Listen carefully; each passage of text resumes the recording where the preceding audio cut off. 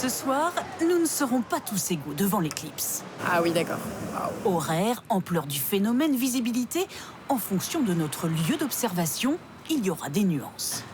Tout d'abord, l'heure du rendez-vous. L'éclipse sera visible en premier dans le nord, à Lille, à partir de 19h19, puis progressivement dans toute la France, jusqu'à la Corse et Perpignan, 13 minutes plus tard. Le spectacle, il est là, tout le monde pourra le voir. Ça va être incroyable. On va le vivre à 100%. Le phénomène durera environ 1h45. Mais le moment à ne pas rater, quand le soleil disparaîtra le plus derrière la Lune, ce sera à 20h14 à Lille.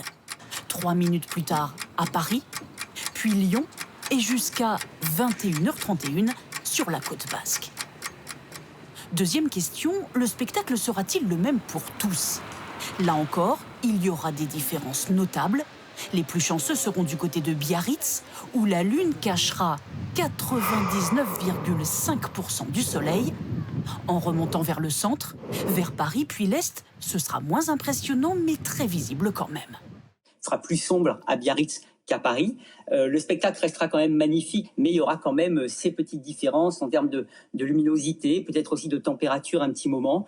On va voir aussi comment les animaux se comportent, mais en général, on aura quand même tous la même émotion au même moment, et c'est à ça qu'il faut penser. Pour savourer le spectacle, enfin, quelle précaution? Des lunettes spéciales éclipse, bien sûr, avec marquage CE et normes ISO, obligatoires pour protéger les yeux. Les risques sont importants de brûlure de la rétine, ce qu'on appelle la rétinopathie solaire, qui est malheureusement indolore puisqu'il n'y a aucun récepteur de la douleur sur la rétine. Autre recommandation, ne pas regarder le phénomène plus de 3 minutes sans faire de pause. Pas d'éclipse pour les moins de 3 ans.